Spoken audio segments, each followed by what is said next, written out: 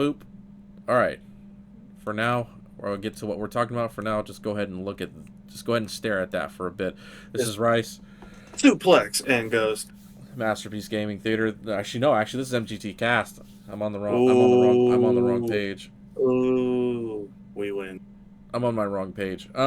So this one's gonna be a mix of a bit of. Actually, I didn't pull up any news, but I can. Let's just go ahead and.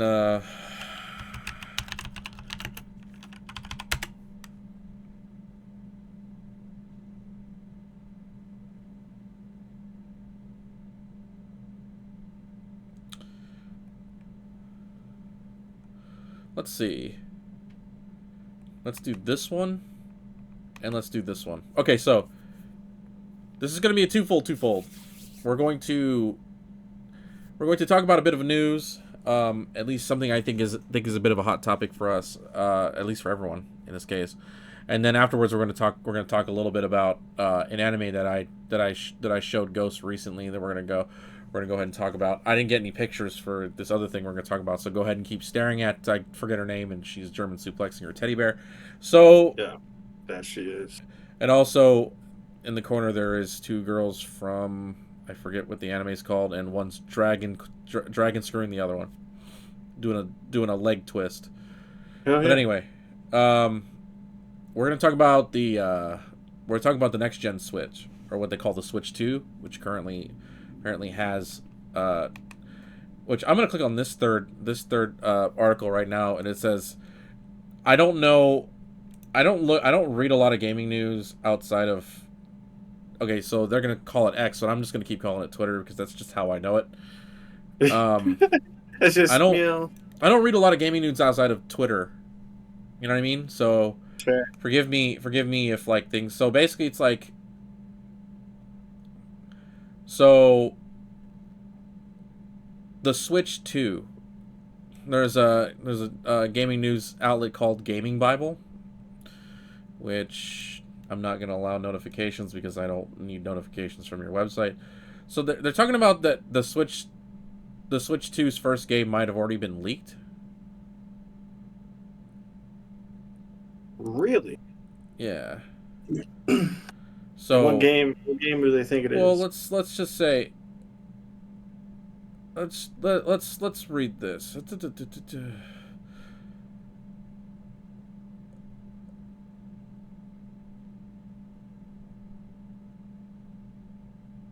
So people are talking about the like a it's hard to. Oh wait, hold on a second. How old is this? Let me check how old this article is before I continue. Okay, 16th this year. Okay, 2 days ago. Da-da-da-da-da-da. Nintendo Switch's 2's official name may have been accidentally. Let's start here because it's like a twofold dealio. Yeah. Which the new I'm just gonna call it the console because the Switch 2 sounds stupid. Um, the new console, it says official name may have been accidentally revealed early. And as I go look through this,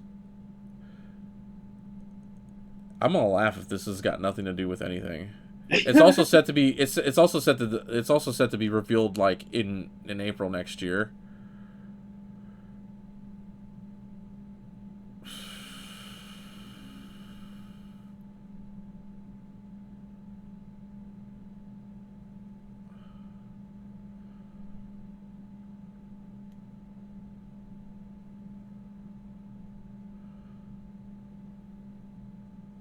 Okay, so I have to click on. Do I have to click on a Twitter?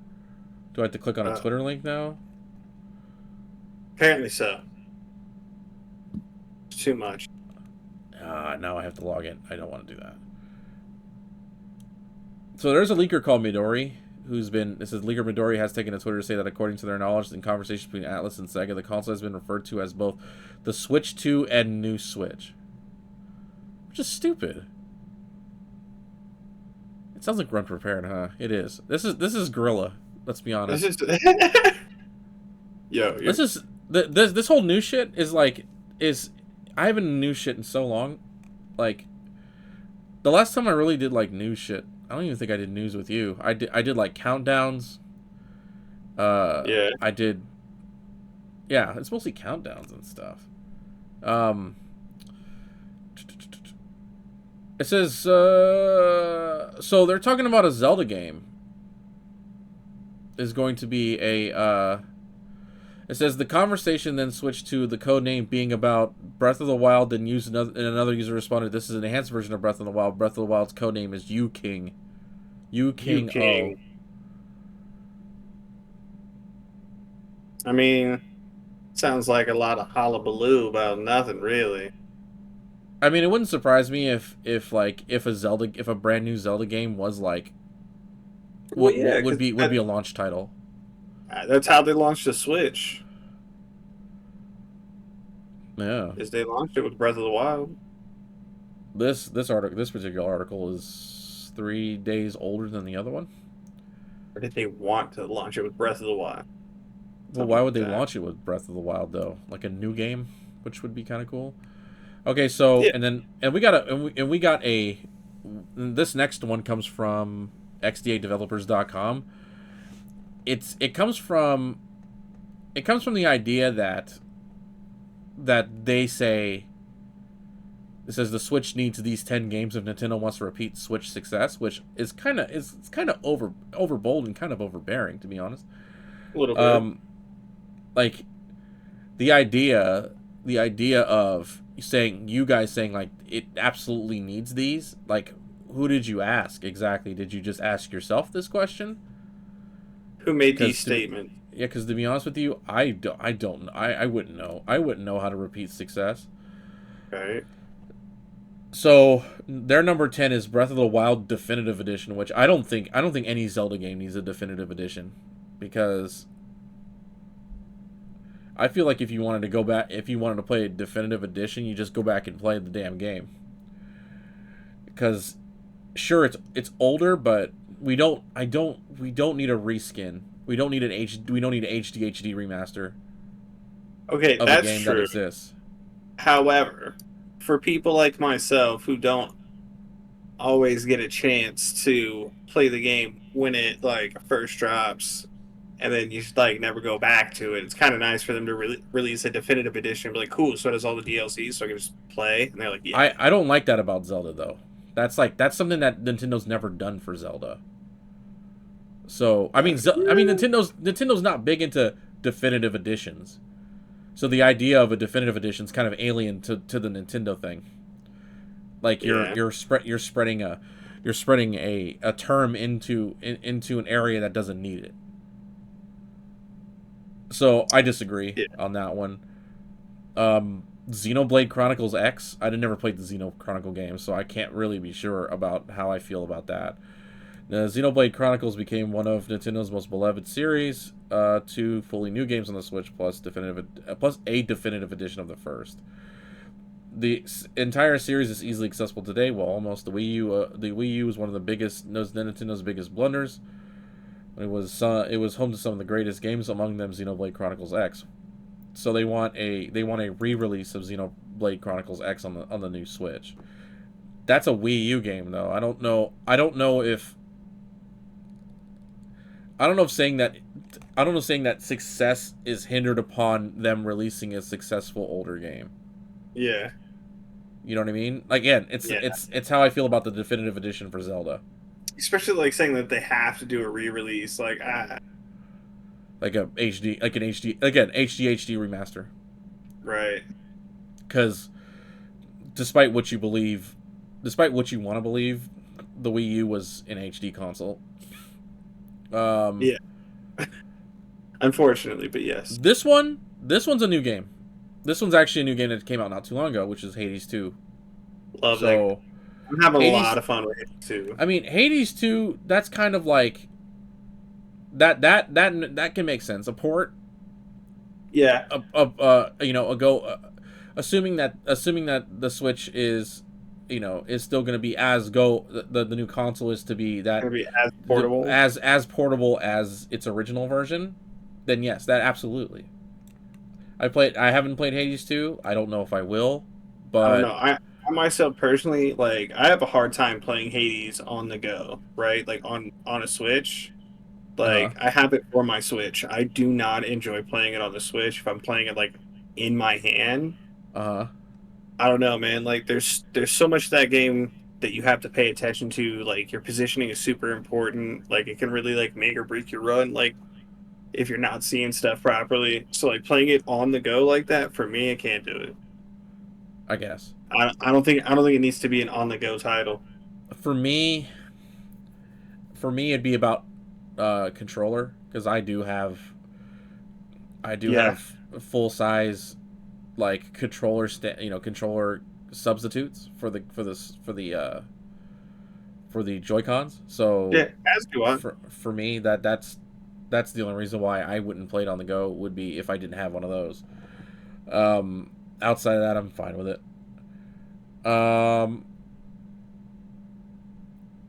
this already this game's previous title already exists on the Switch and was very successful at it. It was an exclusive until they released it on PC, so it ended up not being exclusive anymore. In this case, Monster Hunter Wilds. Now, the problem with this one is that, as far as I know, Monster Hunter Wilds is not going to have a Switch release. So I think they're gonna. I think they're. What's even funnier? Until I saw this, I totally forgot about Monster Hunter Wilds, and that was a good thing, because I'm waiting. I wanted to be surprised, Yeah, and then be like, "Holy shit, it's about to come out! Where's my fucking wallet?"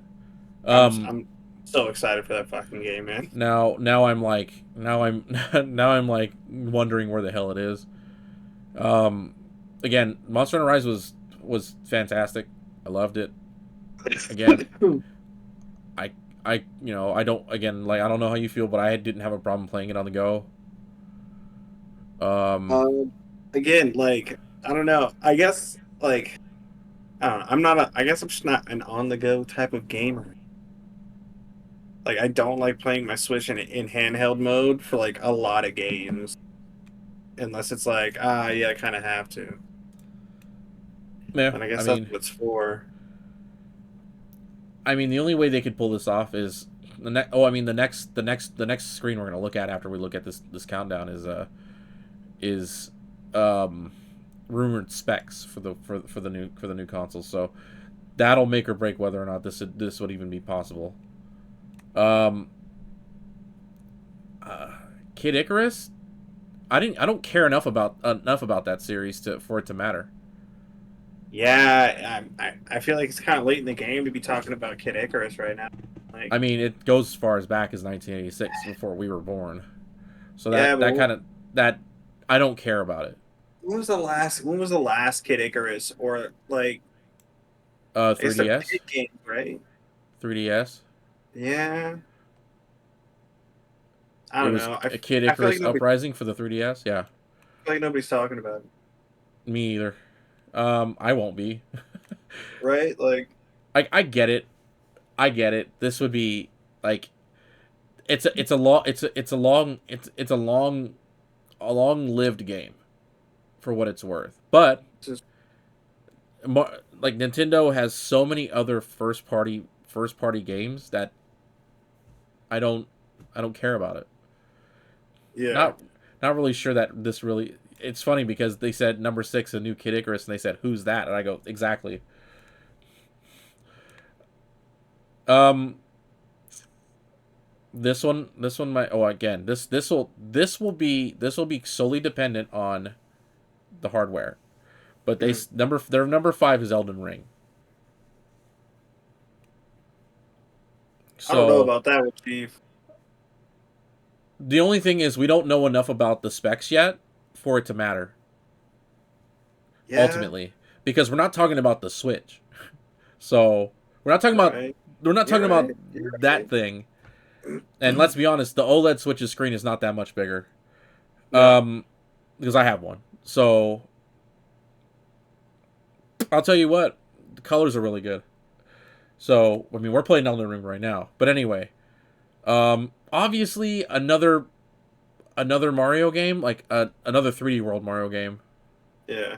You know what I mean? Those were always really nice to play. I actually fell off of Mario a long time ago. Um, I hate to say I don't care. I like the Mario's third-party games, like their sports games, like Mario Golf and shit like that. Yeah. Like that's I'm what I like to do. I Like I Mario I Party, yeah. Mario I Party, mean, Mario Golf. yeah, I'm real big into the Mario Party now with the family and everything like that. So I'm here. Um, I feel like this next one maybe just needs a new release, but Metroid Prime 4 in general, I feel like just release a new game for Metroid. Yeah, I feel like you'll get much. Okay. So again, Ultima and I did a video a long time ago called "Is Nostalgia Overrated?" This is where that comes into play. yeah, Um, I haven't played a Metroid Prime game since Metro. I haven't played any Metroid game since the very first Metroid Prime. So I don't know how to feel about this. I mean, well, technically, that would be that the whole thing. How I feel about this would be just release a new game. right. Like if the specs go up like we think it might go up, like if it might have some quality specs to it where it can run quality games, like, well, I mean, not that the Switch can't run quality games, despite what everyone believes. Zelda Yeah, is a fantastically running game, and for they handled the Switch perfectly for both games. But anyway, if take a chance to create an entirely new game with a new engine, new graphics engine, and then yeah. like again, we don't need another. Well, I don't know when Metroid. I don't what's console did Metroid Prime 4 come out on. I don't know. To be I honest want to with say you, I like don't. GameCube, bro. Like it was a But anyway, while ago. anyway, this one, yeah, you can dream. Grand Theft Auto 6, no, no. Unfortunately, no, man. It's not gonna happen. Let it go. Yeah, yes, and no, because there's only so much that Nintendo will let through before it becomes ridiculous. No Yeah, Grand Theft Auto on a Nintendo platform ever. And there's already so many other places you can play it. Just play it somewhere else. right. And if you're a PC player, too bad. Um, but anyway, that's why I have other consoles. Um, but anyway, yeah, I'd no, absolutely not. Um, and the number one is basically a new Mario Kart game. I feel like that's a given. That doesn't necessarily make, you know, um, doesn't necessarily make, make or break the success of a console. But right. I feel like yes, a brand new Mario Kart game for a brand new generation would be hype. Hype is all hell. Oh yeah, Um, I'm not gonna say a game like Wii Sports. I mean, I like Switch Sports. Switch Sports was a lot of fun. I actually like competing against other people like randomly, especially with the bowling that they had on there was elimination bowling. So like they had, what is it, like 4 rounds, and at the end it started with 16 players and it ended on 3, and whoever had the highest score at the end obviously wins. But damn. anyway, yeah, I thought there was that I thought so. I feel like Switch Sports is very bare bones, but if they can bring it back to life and put it on the new Switch, I feel like it can add so much more. That game would be fucking preem. Yeah, It was fun. It could be funner. But okay, so let's just go for me for a shoot. You don't need HD remasters, and I feel like the new games are gonna make or break the new console, and you don't need Grand Theft Auto on a Switch on a fucking on a Nintendo console. Never ever. Um, I feel like brand new games will make or break a console. So it's never. I feel like, to be honest with you, it's never gonna be the old games that'll.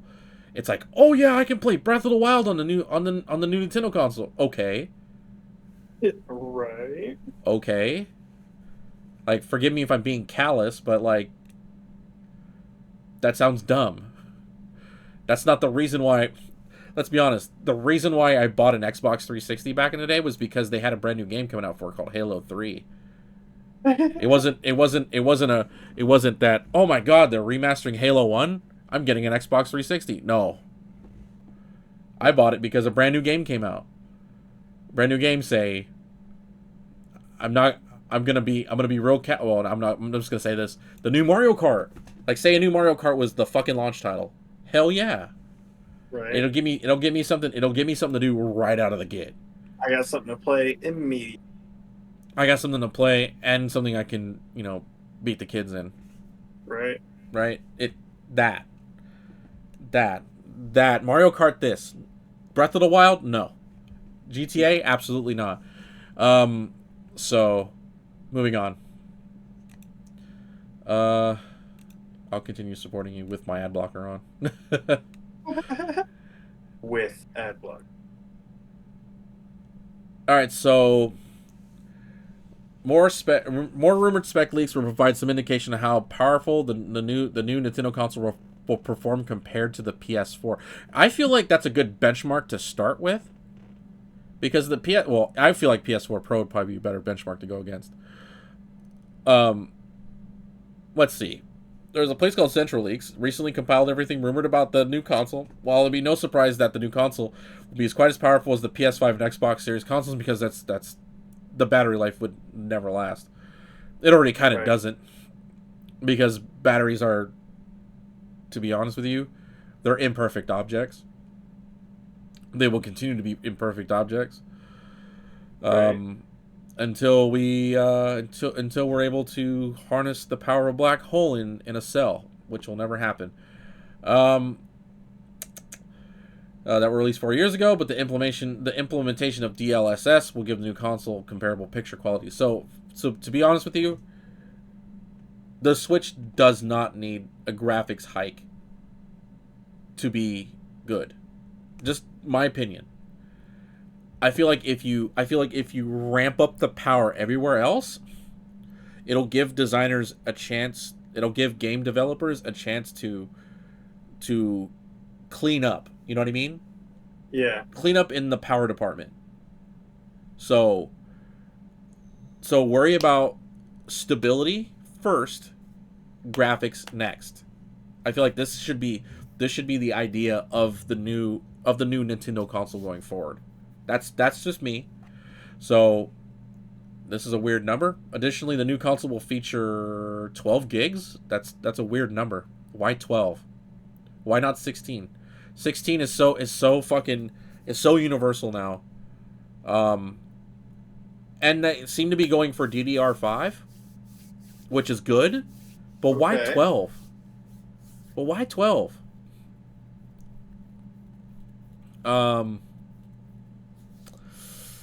12, weird. I say 16 or probably put everybody in a good spot, because you're missing a good 4 there. Rather be good. So whenever I see weird numbers, a lot of people share this sentiment with me. Whenever you see weird numbers, it's like, because you got 4 gigs, you have 8 gigs, you have 16 gigs, right? Yeah. And then from there you double it, you got 32. Why 12? Like 2, 4, 8, 16, 32, and then 64. Why 12? I don't do 12. Do 16. Right. The storage is rumored to be 256 gigs. I feel like they could do a terabyte. Terabyte is a terabyte of storage is so accessible these days. UFS storage, UFS 3.1. I'm not sure what that standard is. I might have to look that up. UFS 3.1 internal. Don't do 256 gigs, because I feel like that opens you up for a scrutiny. Why? Why?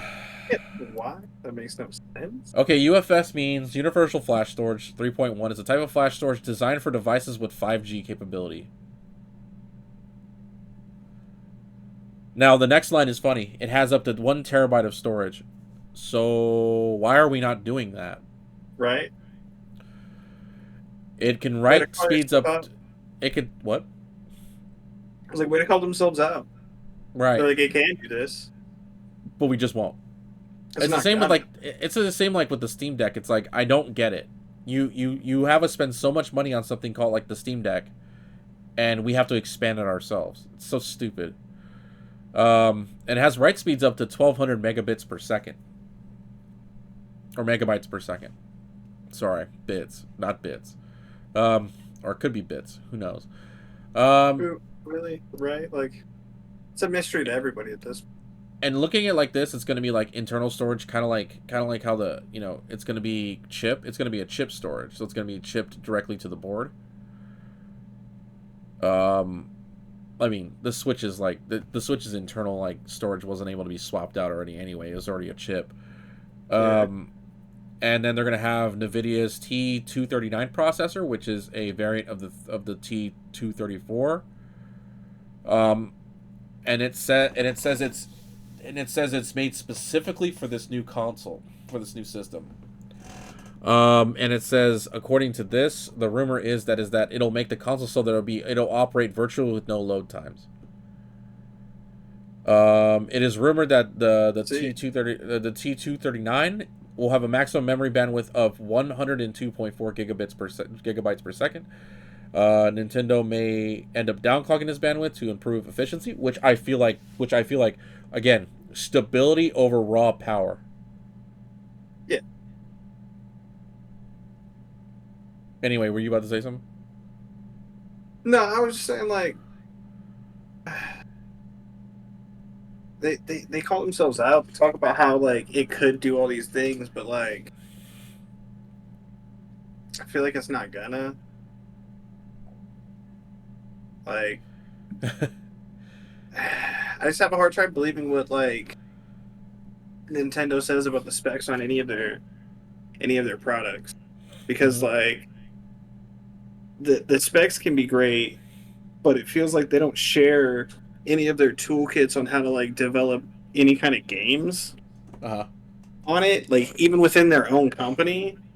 Yeah. To where it's just like, yeah, man, like I've seen some games that look like quite amazing and like quite like beautiful on the Switch, and then Pokemon games that don't run. Right. Right. And you're just like, what do you mean, bro? And they're like, yeah, bro, it's gonna be sick. And it's like, is it? Are you gonna tell everybody in your team about it?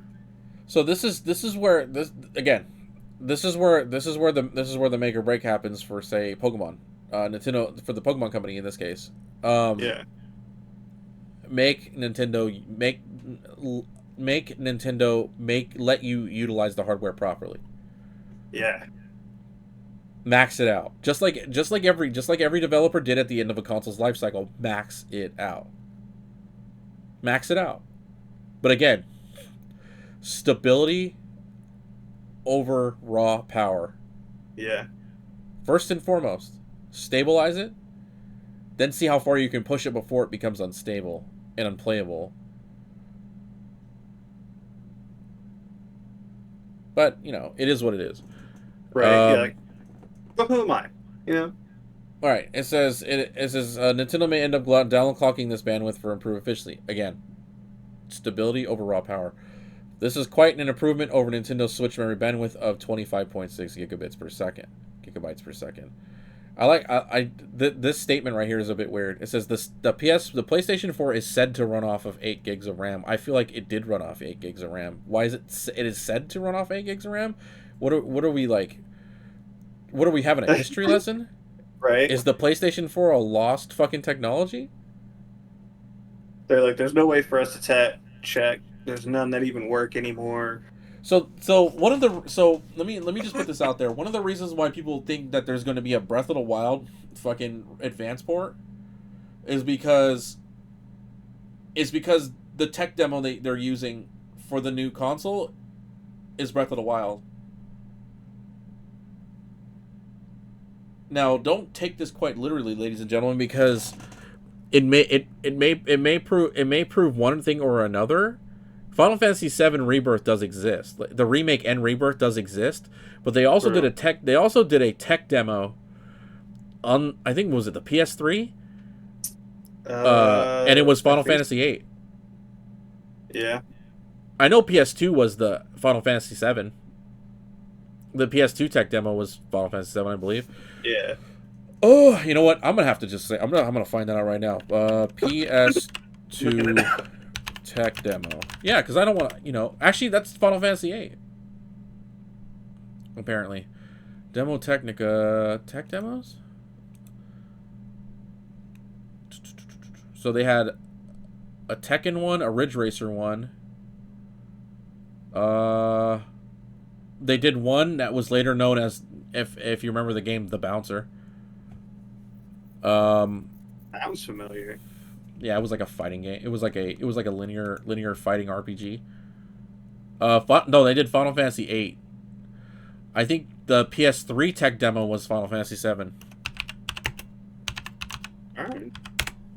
Yeah, it was Final Fantasy VII. So the tech demo was the PS2 tech demo was Final Fantasy VIII, which we don't have a literal remake of.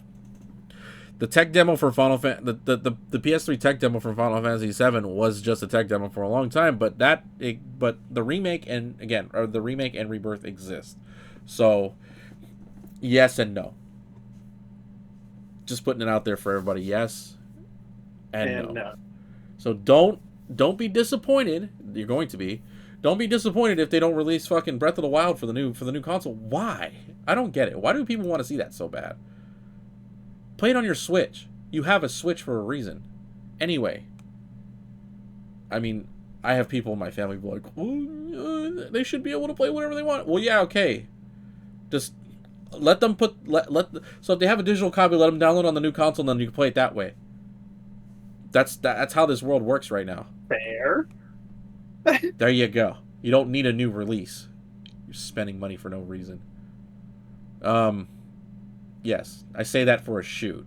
I'm using wrestling terms. But yes. See, there's wrestling on the screen right now. See, this girl's German suplexing her teddy bear. These two girls, one of them's getting a dragon screw. A really big dragon screw. Anyway. Like, perfect for but a German suplex, though. Yeah, she practices on her brother, too. Bear first, brother second. It was mostly what's funny about this show, the one thing I remember about this show is that the main character who's her brother, his love interest was a girl who everyone assumed is a guy because it's dressed as a butler, and her sister was assuming he was gay because of it. And she was kind of heartbroken. It's one of those anime tropes where, like, your little sister loves you a lot. Yeah. Almost to the point of, like, uncomfortability, like incest. And when she finds out like he might be gay, she's like heartbroken. But it turns out the butler was a girl. It's fine. Everyone, the day is safe. Anyway, okay. Everyone's all right. All right, so that's pretty much everything I could pretty much get at without having to go through every single bit of news. There's like fucking hundreds of them. Everything we know. We can go to Reddit where everyone takes things too seriously. I'd rather. But anyway, let me resize this and put it over here with the girls down here. So the next thing we're going to talk about, over the last, like, what do you say, like, couple weeks? We were on and off. Yeah, like a month. Ish, yeah. We'll just say that. Yeah. So let me bring up a brand new thing here, because it was pretty hard to find a picture with the whole crew in there, weirdly enough. I don't want to put a slideshow in there. Why would I want to put a slideshow? I don't have one ready. I'm adding just an image. And I'm going to grab there, go here, there. That picture better be here. Oh god, did I save it somewhere else? No, I didn't. Boom. Let me resize that picture for everyone to see. I've seen this like a long time. It's been a while since I last seen it, but we sat and we watched Black Lagoon, and not in its entirety, obviously, because its entirety doesn't exist as anime or manga. And by the time by the end of this, I'll get into the reasons why, into the current reasons why. But anyway, see, this is where I should have my show notes up, but I was playing Elden Ring right before this. Right. See, Black Lagoon. All right, so Black Lagoon came out in 2002. I mean, the manga came out in 2002, illustrated by Ray Hiroe. The anime itself was 2006. I'm gonna click on that. It ran from July 10th, 2010. That's the OVA. That's Roberta's Blood Trail. The original the first two seasons ran from April 9th, 2006 to December 19th, 2006. And Roberta's Blood Trail, which was basically a 5-episode OVA / special, ran from 33 to 34 minutes each, 5 episodes. July 17, 2010 to July. Oh, okay, so that was weird. They released it very far and few in between from each other. So it was like almost a year before they released all 5 episodes. July 17, 2010 to June 22nd, 2011. Weird. I don't know what that was about. And if you can believe that, you know they showed this on fucking Star's Edge? You remember Star's Edge? Do you remember Star's Edge?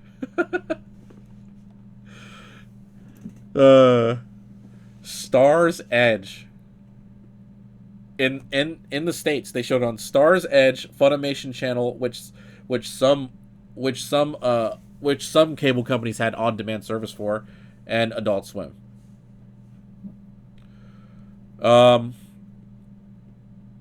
We have the 4 titular characters. You see them here. We have, starting from left to right, we have Dutch, who is the leader of Black Lagoon. We have Revi, who is literally the gun. She's the heavy. Yeah. And then we have so in order, okay, let me introduce them. And then we got Rokuro Kajima, which goes by Rock through Dutch, and we have Benny, who is the white man, the white guy from Florida. Like, we don't see, to be honest with you, he's like their residential tech expert / hacker. That's really all we really know about him. He doesn't talk that much. We don't see him a lot. He doesn't get a lot of screen time, despite being one of the characters of the crew. If we talk about main, so we got main support and we got main cast, right? So that would make Rock and Revi like the front. Dutch and Benny would be their main supporting cast. Main cast.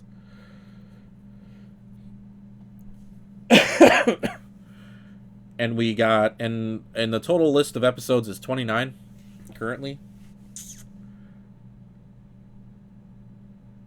Is it? Now, yeah. So with 24 episodes plus the 5 from Roberta's Blood Trail is 29. Alright. It didn't feel like 29. It didn't it? But anyway, so we got the 4 characters of the Lagoon crew. They drive a torpedo boat. So I want to say if of these characters, and I'm even including Benny in this, who is your favorite character of these 4? Of those 4? Damn. I'm not gonna lie. You know how hard it was to find a picture with all 4 of them in it? That wasn't like small. That wasn't literal fucking thumbnail size. Had to be near impossible, my guy. I had to look up wallpapers, and then finally found one. I think I'm gonna go Benny. I liked his. Why did I think you were going there? I respected the hustle. Every time somebody was on the boat, he's like, "Don't go in my fucking area. All of this is mine." I like how his area though was like right there. Yeah. Like, it's like having your room right by the front door. Hmm. You know, in your the window in front is the window to your room. That's what literally what his operating center is to Yeah, me. Like if it was a everybody had to house, walk like by it. if it was a house, his room and front window is right at the front door.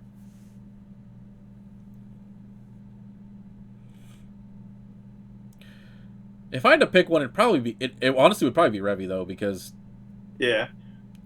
That's, she is a source of entertainment for me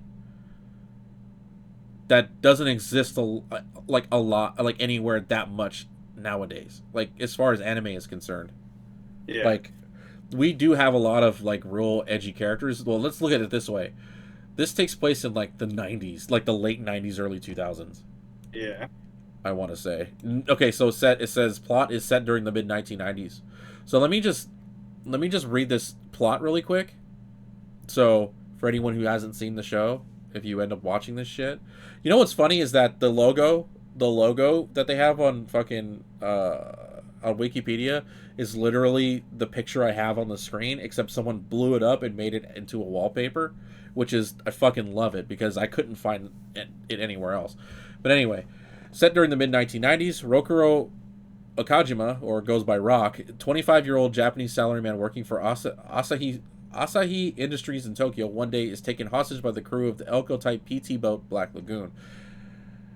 The Lagoon Company, a group of pirate mercenaries dedicated to smuggling goods in and out of the seas of Southeast Asia. The group is composed of Dutch, an African American leader, and a former U.S. Navy patrol boat crewman, Revy, a Chinese American main gunfighter of the team, Benny, a Jewish American college dropout who serves as mechanic, computer specialist, and researcher. After his department chief abandons Rock, declaring him dead, he decides to join the crew. Despite living now as a pirate, Rock retains his skills and good-natured attitude, serving as the team's negotiator and professional face of the group. The crew's base of operations is located in the fictional town of Moranapur, Thailand, which is home to pirates, thieves, and various criminal organizations, including the Japanese Yakuza, which I hardly see any of, the Chinese Triad, the Russians, the Russian mafia, Italian mafias, and the Colombian cartel. Lagoon Company takes on a variety of missions, which generally involve violent gunfights and wars with all kinds of criminals. The Japanese Yakuza thing is only reserved for the arc in Japan. I feel I like, was gonna say, I was like, bro, you see zero of the Yakuza. at least in Ranipur, Yeah. because that whole idea, the whole Yakuza thing, popped in out of Ranipur. But anyway, so let's go ahead and I've seen this show like fuck, when did I see this show? I probably saw the show in like when Roberta's Blood Trail came out was when I actually sat down and watched this show. I might have seen it before when they were showing it like on Adult Swim Yeah. and like the Funimation like on demand channel on like Comcast or whatever. But outside of that, like, you know, I was, you know, it is what it is. Yeah. So I want to say so we're gonna do it like this as a new face to the show itself. Where do you believe this show's highest point, like highest point as in best point, and its lowest point? Damn. Damn. Highest point, lowest point. Okay. Because the So show does stretch itself a lot in a lot of places, and it you know it tells a story whenever it has a chance to, yeah. and it has I'm every chance in the world to do so. I'm gonna say the first time we encountered the maid, like the first time she really comes in and she like that first bar scene, I'm gonna say that's the top. Okay. Like I feel like that was kind of like peak because you got Remy popping off at the mouth, trying to start shit just to see what was going on. You got new chick showing off. The fight scene was real nice. I feel like that kind of hit like the real groove and the vibe of like what the show was about. Um, as far as a low point or like the low point of the show, Like you can choose it based off of how it made you feel. okay, cool. All right, then yeah. So like the little kids with the brother and sister. So the twins. Yeah, the twins. You know, if we keep killing, we keep living. Like that was real. That was real. That was real. That was real hard. The Romanian twins. Or they call them Yeah, Hansel and Gretel. yeah. That one. That one personally uh, was rough for myself. So I'm gonna say that's gonna have to be my low point for the show there. So for me, I felt like the amount I've watched of the show, because I've seen it at least. This is probably like maybe the third or fourth time I've seen the show. Yeah. Um, hate to say it, I feel like Greenback Jane was probably a low Okay. because, uh, because for me, it brought in it brought in it brought in a section of a criminal organization that, like, why did you even fucking come here? You know, you could have did this shit in the States. Yeah. Like, I get it. They do talk about people who come and go from Ranipur who just don't belong, even among criminals. I felt like their whole American cartel mafia thing didn't belong. Yeah.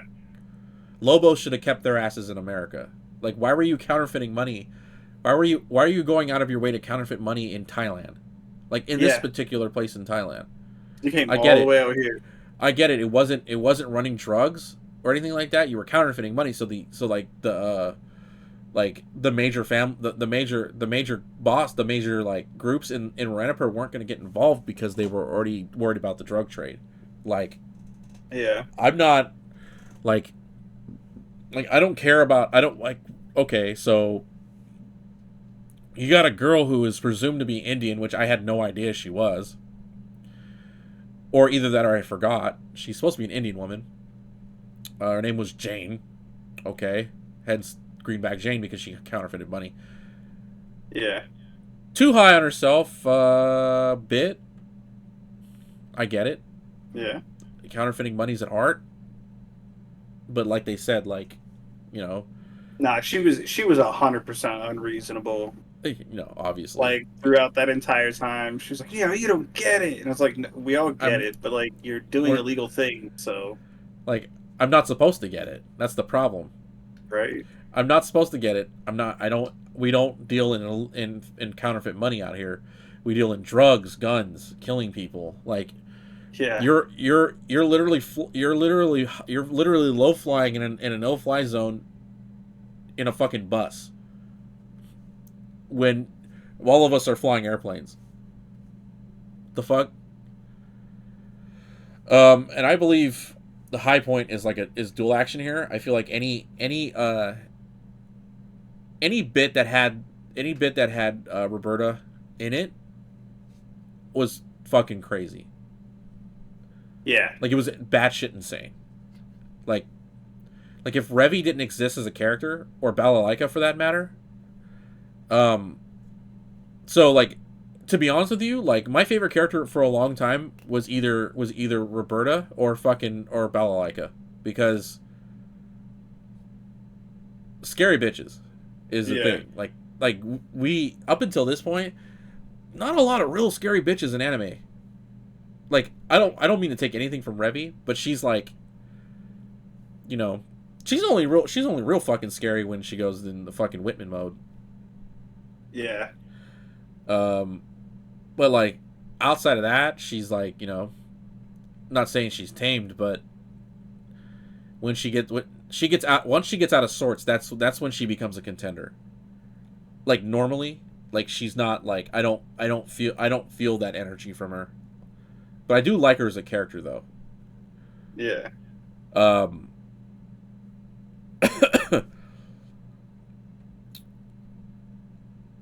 So, I mean, again, like, my favorite character would probably either be if I had to pick a favorite character throughout the entire show, it'd probably be between Roberta or fucking Balalaika.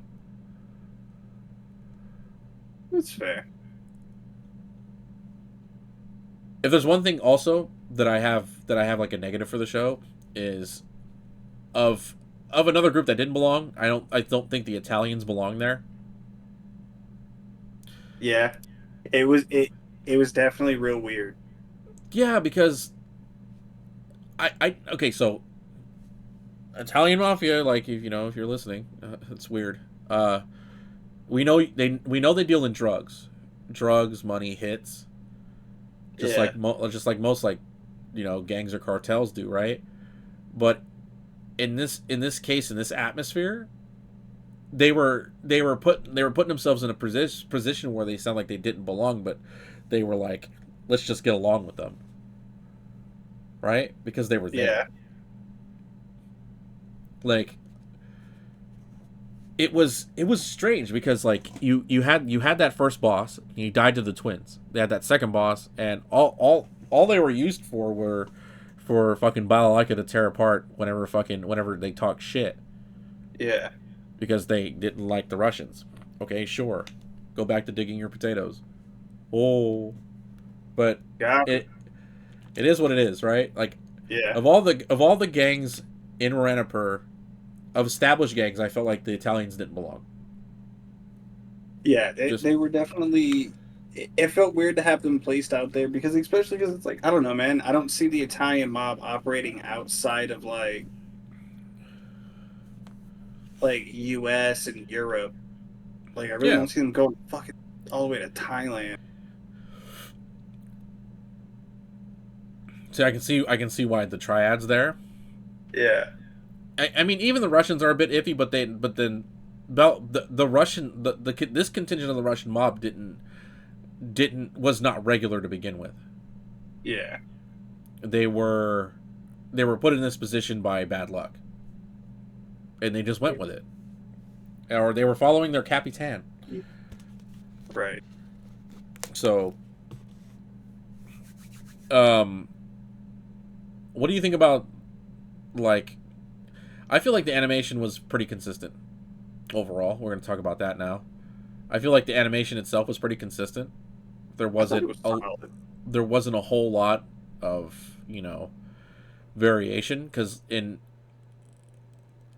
in shows over the past 10 years, like there have been instances where you'll see degradation of quality between Yeah, episodes. They're like it'll run it'll have like it'll look really well, really good, and then all of a sudden you got that one or two episodes where it's just like, has it always looked like this?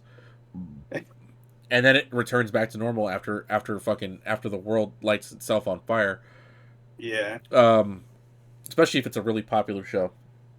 I personally didn't see any like any like degradation or anything like that. It all looked pretty solid to me. That's pretty good. I mean, uh, I feel like it's pretty prime of it. And not to mention, Dutch actually looked like a black dude. Yeah, I mean honestly, that's huge. I know I mean and he always had to have the fucking sunglasses on. Yeah, As it turns out, Dutch is a Dutch is a apparently was created after a character that looks like him in Pulp Fiction. Because the character has the same style of sunglasses and is black with a goatee. yeah. I forget his name. I haven't seen Pulp Fiction in like fucking like 15 And years. some you, right? So I couldn't tell you about that movie to save my life. You could put a gun to my head and tell me about Pulp Fiction. Just shoot me. You'd be like, just put me down, bro. That's not happening. Just put me down, brother. I'm done. Um, this show had a lot. This show also was cool with like it had a lot of like references to certain things.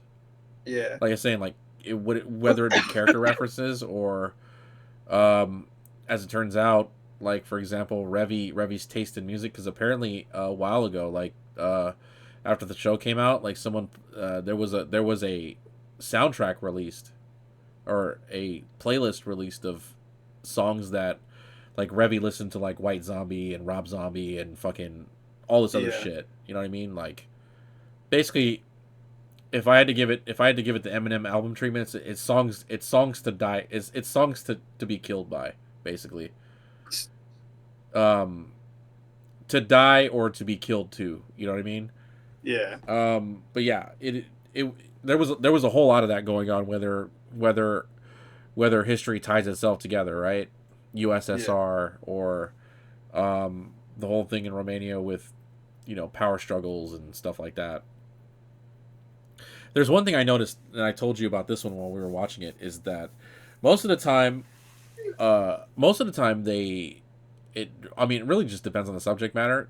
I think a lot of the year the time period it set in had a big influence over this, but they showed America as a fucking creature, a creature of a country, a monster. I mean, I feel like that's how most places view the U.S. though. Whether it be negative or positive. But at the same time, though, Yeah. like I'm talking about, like if we're thinking if we're thinking when the U.S. is only playing a secondary role, they still show off as like, but by God, do I want to fuck with the United States? Nah. Yeah. It seems like half the time, uh, countries as a whole play second fiddle to the situation, right? Whether or not it matters. Yeah. Like it's like whether or not it matters style of speaking. But in this case, like when it came to like during Roberta's Blood Trail when they're talking about America, it's like they took the matter seriously. They were like, dog, like if these guys like If they really want to get serious. yeah, especially with the whole thing with Etta and the CIA, for example. Yeah. Like she wasn't when she glasses came off and the hood and her fucking and her robe came down, like she was ready to fucking play. She was ready to jump in and play. Oh yeah. Fucking put me in, coach. Like she was honestly, I feel like when she takes things seriously, I feel like she's one of the more dangerous people in the show Yeah. ultimately. Like if we talk about like the idea that if she wanted to, she could pull enough of her own weight to literally bring the U.S. military down on a place or people. Right. And I did find the U.S. power struggle to be a bit funny Yeah. because it was literally the CIA being mad that the NSA was fucking around, like in their territory. And it's like that everywhere though. It's like you don't like sure we do the same thing, but you're not about to just go into my fucking backyard and start fucking shitting on my lawn. Yeah. That's not the game we're playing here. Forgive me, like I'm gonna say I forgot to say this at the beginning, but my computer, my whole setup is under a AC vent, and if you Yeah. hear AC vent, that's me. My bad. That's me. My bad. That's my bad. I didn't find a gun. That's my bad. Anyway, My, I felt like everything was told really well. yeah. I feel like I didn't feel like there were some things that might have needed some glazing over. Like, you know, Benny maybe your favorite character of the Black Lagoon crew, but I don't think I care that much about his story. Nah. That's fair. Also, I haven't looked into this, but apparently, I don't know where I heard this from, but apparently, the whole Dutch's whole identity is apparently a ruse. Like he's Oh, covering really? himself. Like apparently there was this thing where it was talked about where like Dutch was talking about his regiment in the Vietnam War with the PT boats and stuff. Yeah. Like apparently that regiment, that boat crew regiment didn't exist. Oh. There's no way for me to clarify that. I don't feel like looking. Well, actually, I could look it up right now. What am I talking about? Dutch Black Lagoon. Let's see if that even pops up here. It does say presents himself as a former U.S. Vietnam War veteran. presents himself. Uh,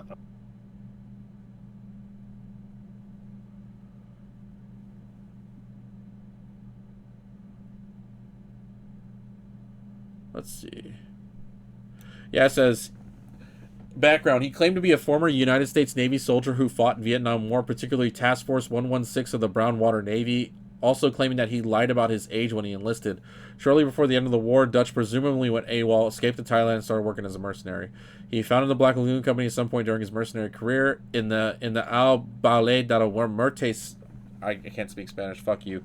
Uh, El Ballet de la Muerte saga in the manga. However, it is suggested by Shane Caxton, the leader of the army contingent in Ranipur that was being chased by Roberta.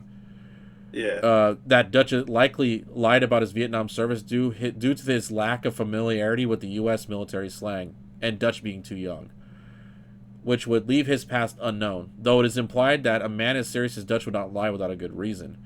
In La Homme Sombre arc, it is heavily implied that Dutch to Rock that he is Lamoche, which is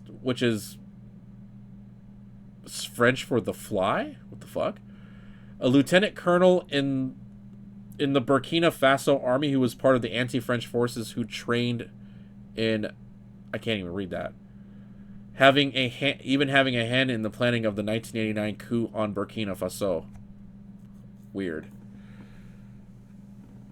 There's too much. So let's just say there's if there's anything I need to if there's anything this needs to expand upon, it's Dutch. Because the motherfucker doesn't even answer the phone without his glasses on. Okay, so Right. I feel like I'm gonna hate on Revy a little bit, but I feel like we already know her in those small tidbits of her having fucking PTSD flashbacks in the hull of the boat when both of her arms were shot off. I need these for work. Fucking I need these for work, and you shot both of them. Like when she was talking, like how she was abused by her father. Her mom obviously wasn't around. Abused and arrested and raped by police. Damn. Ooh. I can't imagine being a mixed breed Chinese girl in fucking New York helped. Yeah. There's a lot to unravel there, just by watching what we had. Just watching by what we saw, you can get an idea of like how like what she that what she had to go through is what melded her character. Like I told you while we were watching this, she has no sexual tendencies because of her. I think of her past trauma. It has a lot to do with her past traumas. Yeah. Like I was saying, every time Edda asked if Rock and her fucked, it was part because she didn't want to talk about it, and two, she is dodging the idea that she doesn't see him that way.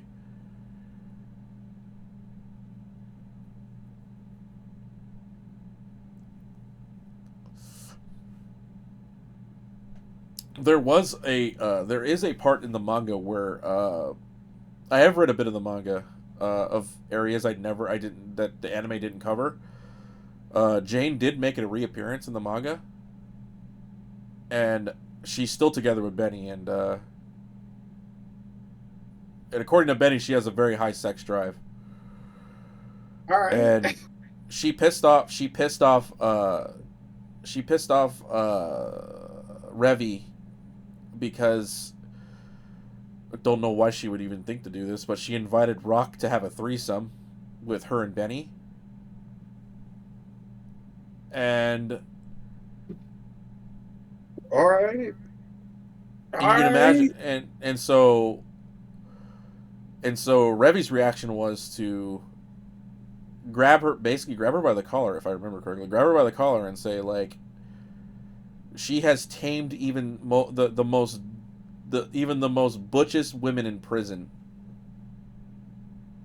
And she said like and she told her after I'm done with you, even your hands won't satisfy you anymore. Damn. So she basically told her, don't you lay your hands on rock, or else I'll do this to you. Hell yeah. So I was like, God damn, I was like, the idea she even went after rock was a fucking mistake. I mean, let's go into this. At this point though, like we do like if we do call-ins to the manga, like there is a fifth member in the Lagoon Company. Okay. It is a French girl, I think. I don't off the top of my head. Let me see. Lagoon Company. So the current members are Ravi, Rock, Benny, Dutch, and La Major. That's what they call her.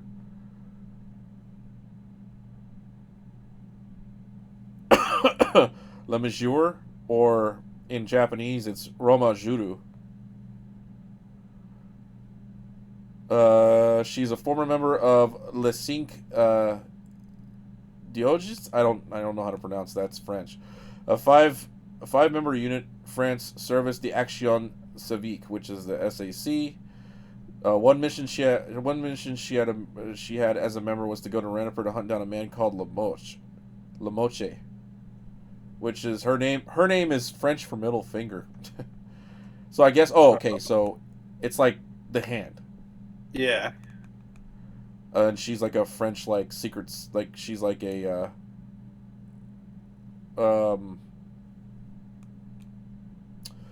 Major is a young Japanese woman of French nationality with skinny build, pale skin, black hair, and so she has pigtails or twin tail hairstyle. She wears a bullet resistant black pants suit. Later on, her left eye was shot by one of her roommates, resulting in her wearing a white medical eye patch over her left socket onward from the incident. On her back and upper bicep, she has a large tattoo with a design related to kabuki, the kabuki play Ato Zoshi Hano no Nikishige. Okay. Word. Like I've no idea. So basically, she's a current member. She's the current new member of the Black Lagoon Company. Yeah. So it's funny. It says on the actually let me bring up let me pull this picture of her and I'll put her up.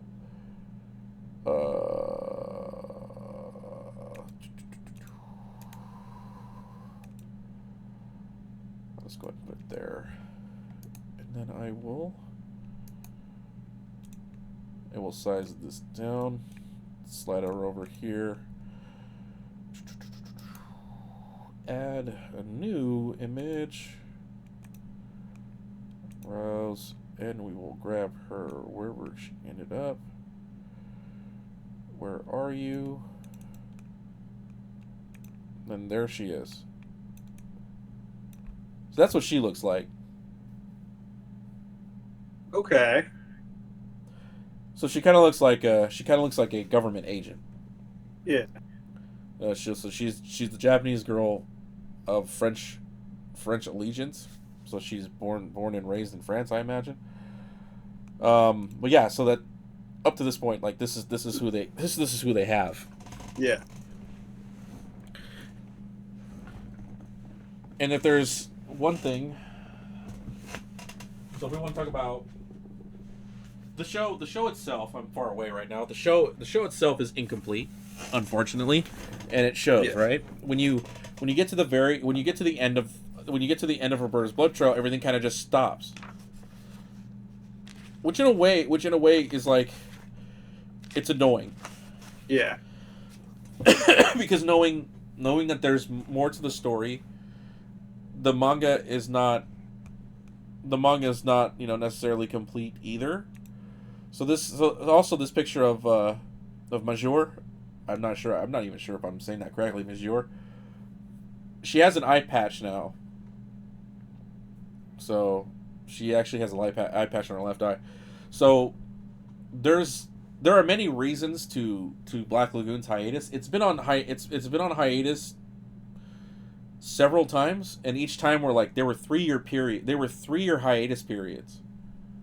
So it makes you wonder, like, what are the I don't want to question the standards of of work of this culture in Japan, of Yeah. like mangaka and whatever.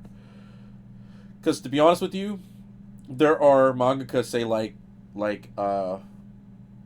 fuck, what's his name, Oda, the guy who does One Piece. He Right. releases a new chapter every week. Damn. uh Hiroe, Ray Hiroe, he was one of those guys who released once a month, and so that gave him a lot of leeway. It gave him a lot of leeway to rest and also work on other projects too, work on other things so that creativity doesn't get stale, right? So Yeah. that makes sense. It does say that it says periodic resting time. He says periodic resting times, as he is a monthly release style mangaka. He's been on hiatus several times, with every period being being three-year periods. He's attributed, so a lot of this though is he's attributing a lot of this to, like, he's suffering from depression, Oh. which is unfortunate. Not sure what the Yeah. trigger, not sure what triggers his depression. It does, I'm not going to judge him for that. We've all had a Yeah. form We've of all been there. depression. We've all been there one way or another. Not everyone's fucking perfect. Right. I just want to say, like, I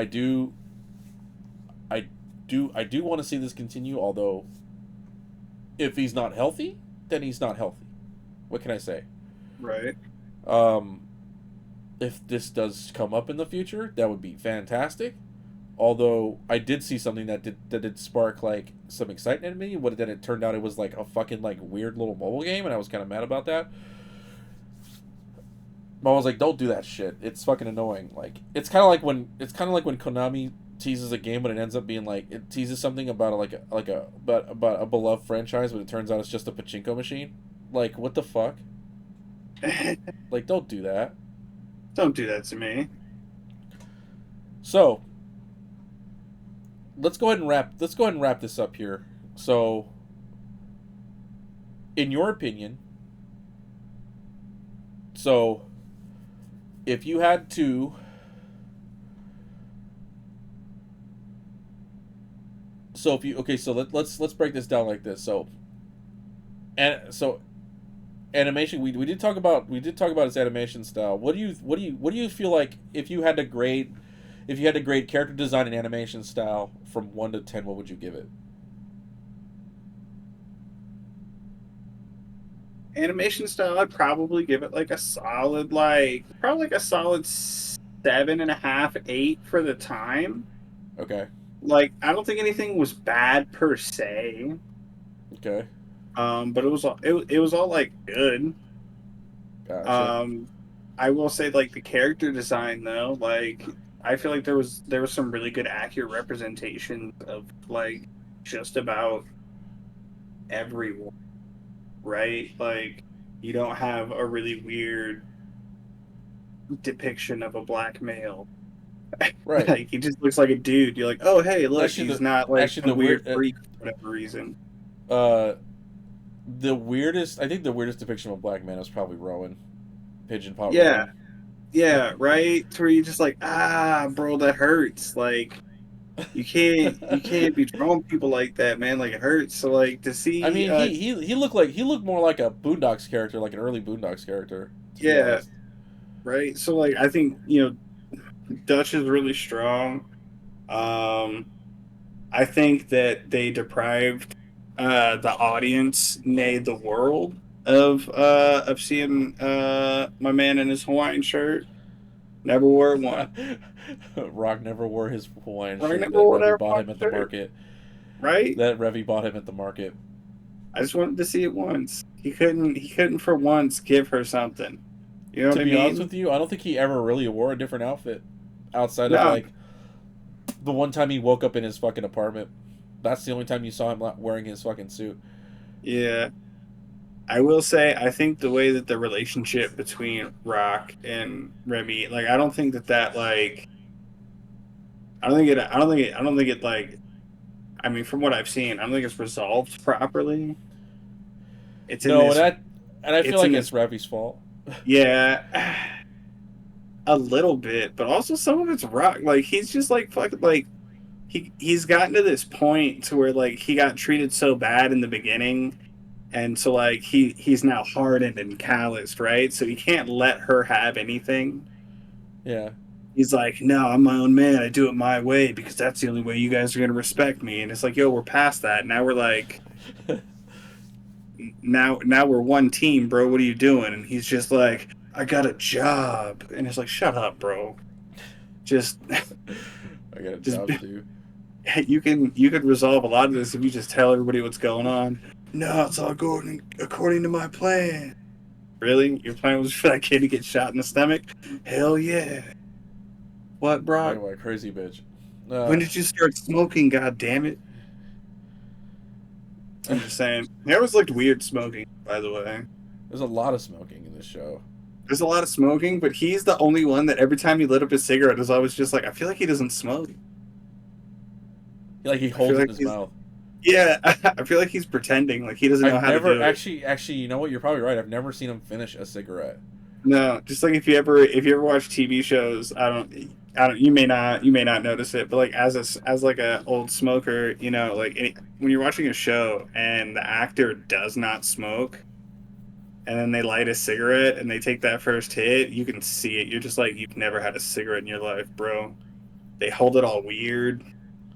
It's like their hand never goes the right way.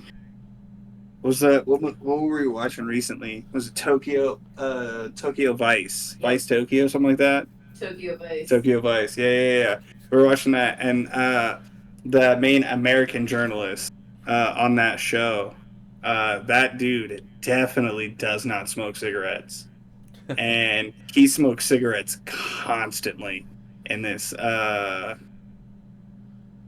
fucking show, and every time he lights up a cigarette, it is the most awkward thing because when you're not used to smoking, you don't realize that like you're very aware that there's a burning ember at the end of this cigarette, so you're very conscious of where it is. So you're trying not to hit it on stuff. When you've been smoking for years, you completely forget that fact and you just move your hand like it's nothing. Yeah. So like you see this dude like super robotically trying to act while holding this cigarette in his hand very gingerly, trying not to hit it on anything. It's hysterical. And every time I see Rock, every time he lights up a cigarette, it's the same thing. I'm like, that dude doesn't. He's just Like, he's just now picked it up for the on the boat. the crazy thing is that everybody fucking smokes in this show. Everybody. Yeah, like the first time Dutch is like, "Hey, do you want to go for a smoke?" I swear to God, that's Rock's first cigarette. That first day when he gets captured on the boat, and he's like, "Let's go have a cigarette." That's his first cigarette of the show. He's just like, Again, through him, I don't doubt he's drinking his life. That's for sure. But "Oh no, he had to. He had a whole I mean, backstory behind it." granted, he's Asian too, so I Asians was do like, drink. that goes back to his backstory. Asian businessman. Hey, that's something we haven't talked about yet. What?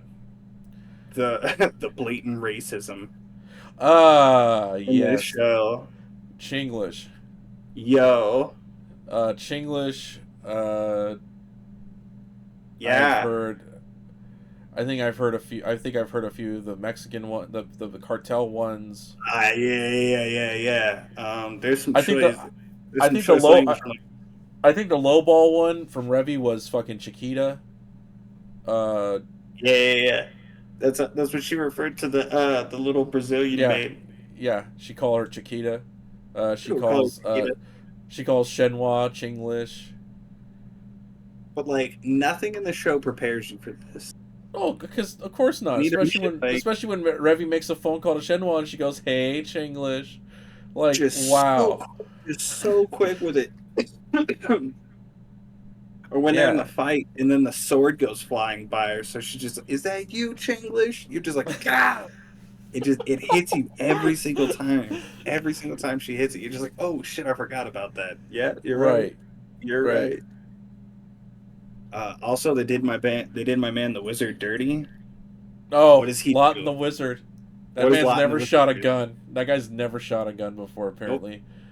He never will get the opportunity. He'll always fall off a building, get hit in his fucking crotch. Something. The building will Something. collapse around him, but the boy just can't get right, you know. Yeah, he's got bad luck. To say the least. I think it's there's like a whole Three's Company thing going on with like at their house. Like that's an odd 3-person couple living in the same house. We got Sawyer, we got Lot and the Wizard, and we got fucking Shenhua. Yeah, it's some of the honestly, I think the show has some of the most interesting side characters. Yeah, because it's like no one takes shit from anybody in this show. It doesn't matter who you are, right? It's like when we get back to Greenback Jane, right? And the fucking cowboy from fucking Florida, you know what I mean? And as soon as he's trying to talk about a job, this guy's like, "Ooh, look at this cowboy! Shouldn't you be back at home fucking cows on the range?" Like, wow. Oh. Me on the other end of the bar would have been like, "Wow." Right. You don't let him talk to you like that? There'd have been no containing my excitement at that. I would have been dying. Brother, I would be there. I'd be back there going, "Wow!" I can't believe they said it. Yeah, they said it. $1,000 per head, brother. You're out of your mind. You know what I mean? It's like Jesus Christ. I'm not gonna lie. The whole revolutionary thing kind of was out of place too. You know, when the whole thing with the Chinglish thing first started, and then who they were fighting against when they were trying to get those documents to the fucking Americans. Yeah. That didn't have its place. That was for me. I felt like that one was I didn't actually say what my low was. That one was. Okay. Because that didn't really have a place. Like, sure, you're fucking with the Americans, but it's like you're a what? You were fucking I'm gonna call that dude Ken. I don't remember, his name was Takanaka.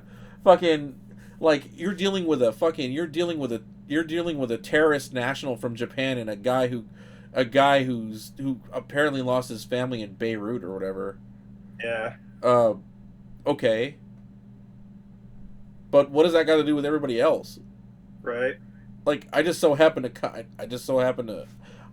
come across some documents that I have no idea what they're about. Like, what is that about? And somehow these revolutionaries got their hands on this data? Out of nowhere? And then Chang's building got bombed? Okay, that's fine. Right.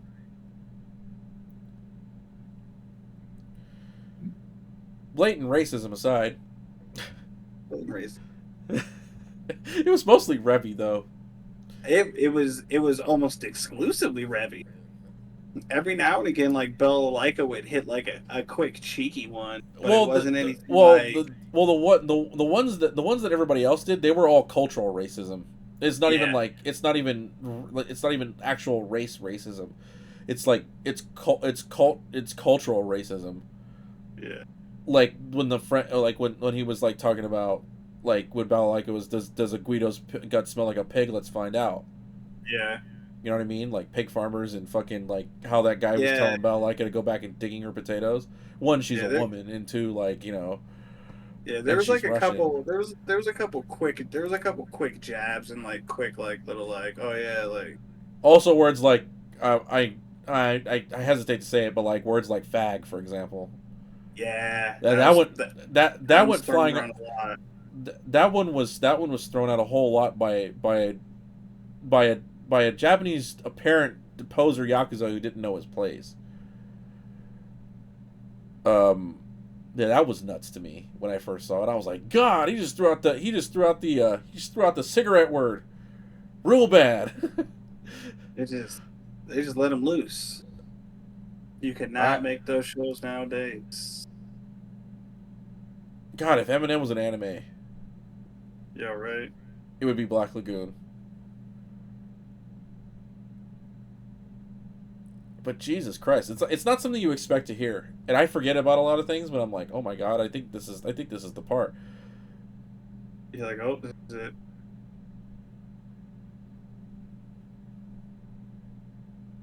I'm not gonna lie, me and a guy had a laugh about the whole like like the racism that was going on in the show, which is it's so like words you wouldn't normally hear. And it's funny Yeah, coming it's funny coming from a fucking a half Asian Chinese girl. it's just kind of out of nowhere. Right, because At least it you hear her feels voice, like and it. she's Taiwanese, right? And and the guy I'm talking with, I think he's Vietnamese. And Yeah, sometimes he'll come through. He'll be like, he'll come walking in talking like Shenhua, for example. yeah. Yeah, like what hell, What like hell? what hell going on? Phone Yeah, ringing off hook, like, it's crazy, and then and I asked him if he ever saw it because he does watch anime as well, and I asked him if he ever seen Black. He's like, yeah. He's like you need. I was like, you straight up sound like Shenhua. He was like, but Shenhua always had a comeback to the yeah, to the racist terms, it's like the whole Chinglish thing is, you want me to shave some skin off your ass, bitch. You know what I mean? It's like, fuck. yeah. Like, Yo, she always had a comeback though. She never just took anything. well, no, yeah, she wasn't gonna take anything too, because she was just like, she is one of those top tier scary women in fucking in Ranipur, despite her position, Oh yeah, because she works for Chang. So she works for Chang, but she's not really afraid of anything. Well, not until fucking Roberta bit her swords in half. Um, they tried to stop her, but whatever. Nobody died, so that's fine. that's important. So characters wise, if you had to say quality of character and characters portrayed, characters like how they acted and fit, what would you give like the cast out of 10? Like, if you like say let's just do the Lagoon Company. If you had to give their cast a rating out of 10, what would you give them?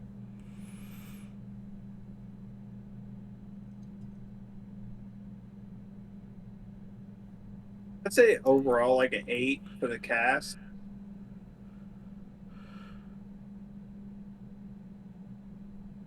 Respectable. Yeah, yeah. I think that's where I'd be at. So now, if you had to take, so let's do this. Now let's wrap the Black Lagoon talk off by saying, if you had to rate the show as an entirety out of 10, what would you place it at? Probably like a 7.75. Okay. Like everything all together, like almost like an 8. Not like it was good. I would definitely recommend watching it. It wasn't like the best thing that I've ever seen, Yeah. but it was solid. Oh no, for sure.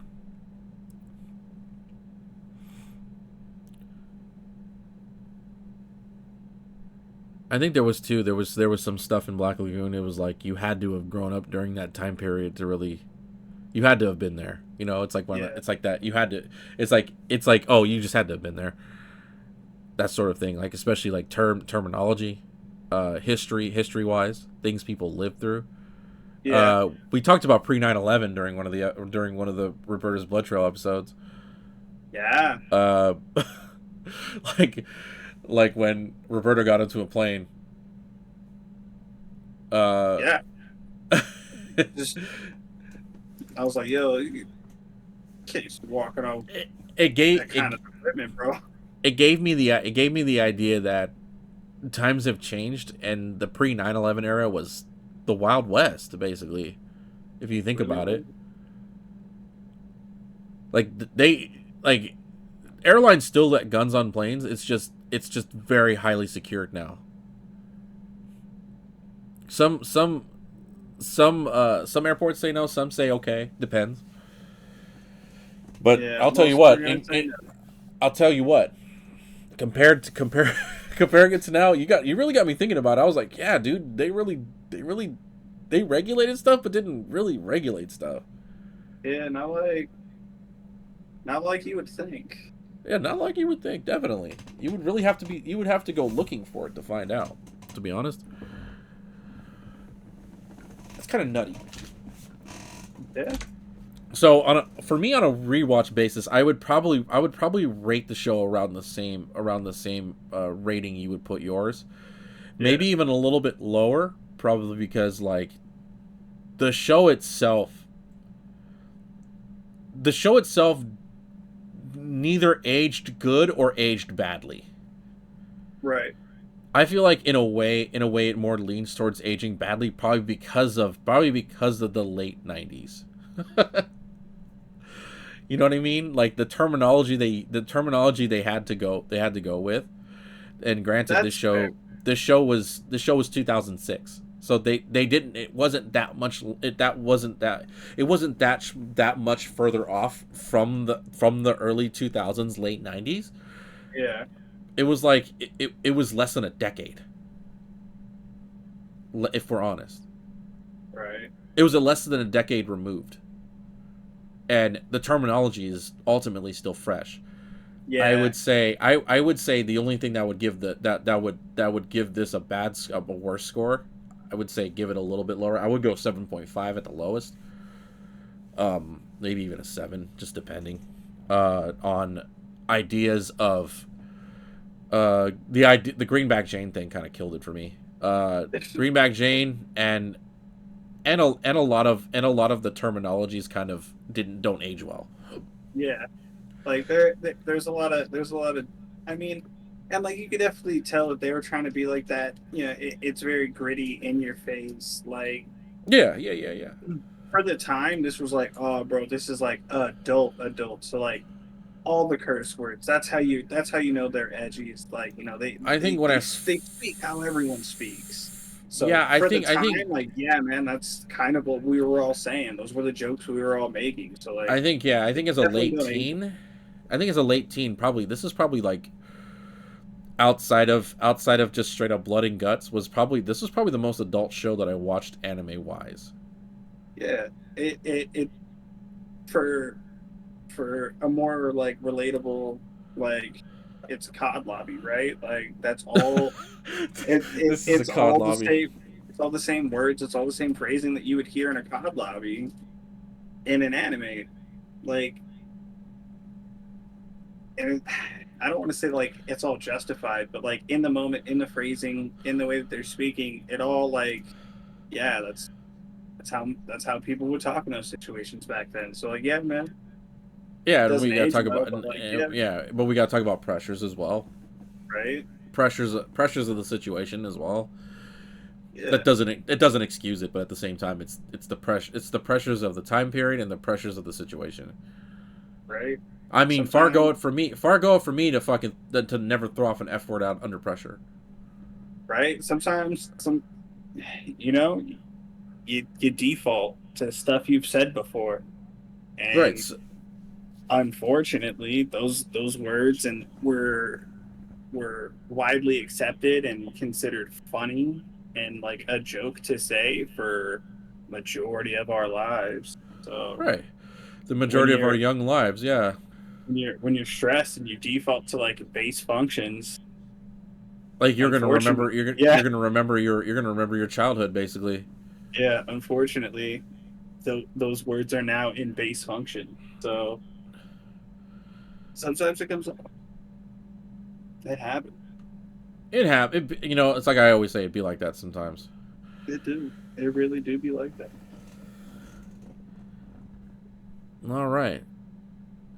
So we plan to do another one of these soon. I'm not gonna say what we plan on watching. I think we're kind of pretty much set on this. I'm gonna modify this so that we get through this a little bit better.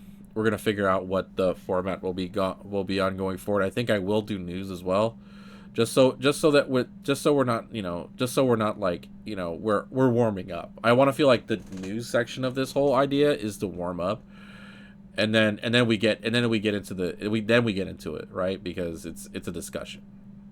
It's a discussion. How did you, how did I'm not gonna say how did we get here. We got here because we were, because we're trying to do other things.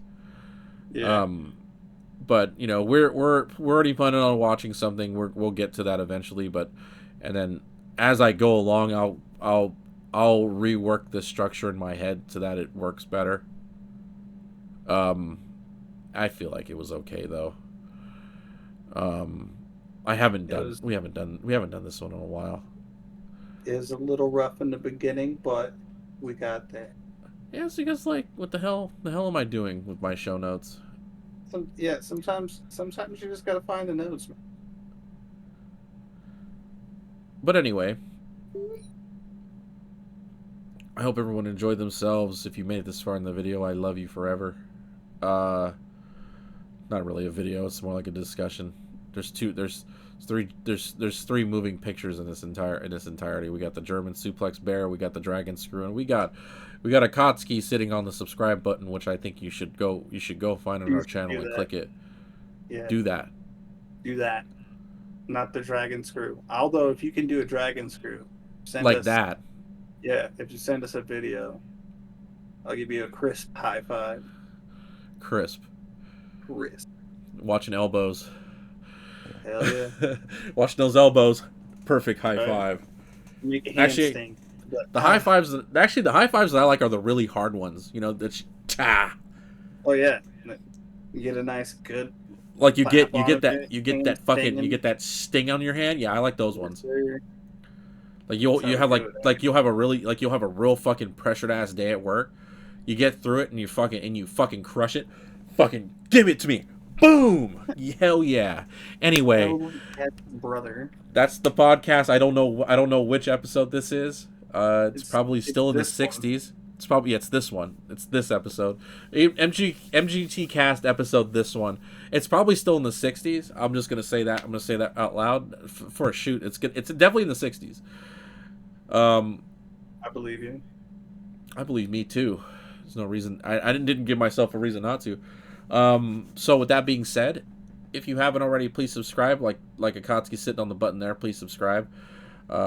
Like a comment on the video if you've ever seen Black Lagoon. If you've got some, if and let us know how you feel about Black Lagoon. Let us know how you feel about Nintendo's new console. We'll be back. Right. MGT Cast, Rice, Ghost. This is a Masterpiece Gaming Theater production. Yeah. Peace out. Peace.